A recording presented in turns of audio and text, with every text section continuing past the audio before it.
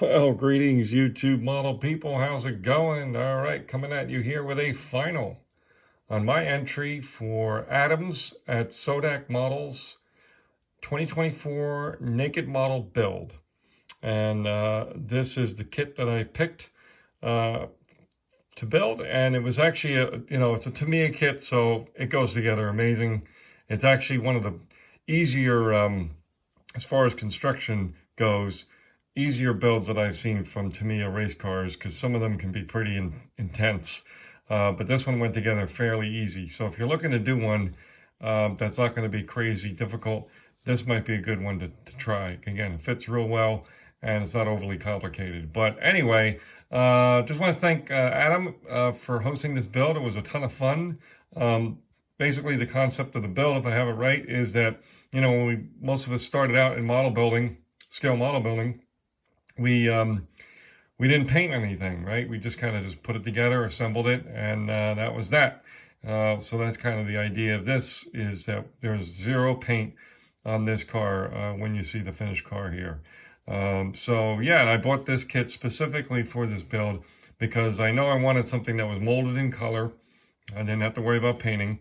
I could just polish the plastic a little bit, put a little bit of a shine on there, and then I wanted to do a race car so we could have nice colorful decals so it could kind of spice up the overall look a little bit.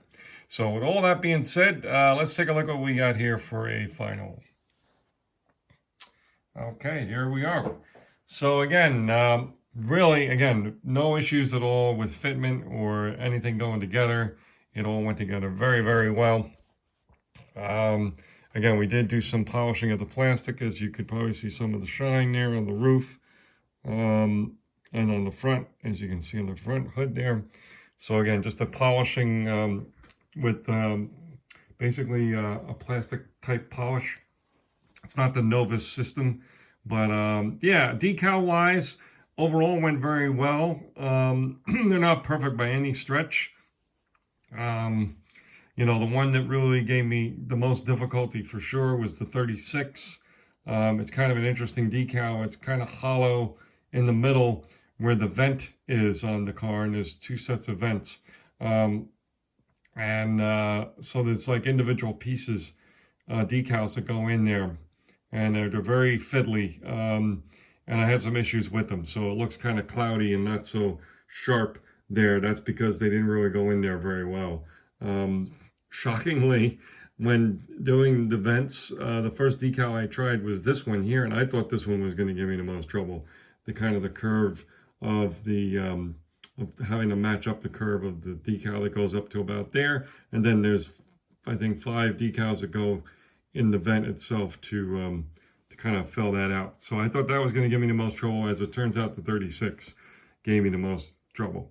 There's some netting in here that's kind of cool. Kind of makes it a little jazzier looking in the vents.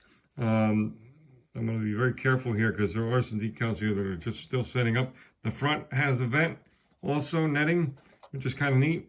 And then really, again, the interior, there's a couple decals in there, but nothing really much, just the seatbelt really. And then the other side here, pretty much the same decal scheme on this side. So again, thank you very much, Adam, for this hosting this group build. I had a ton of fun with it, and it's been fun watching other people's videos as well. So that's all we have for now. All right, cheers.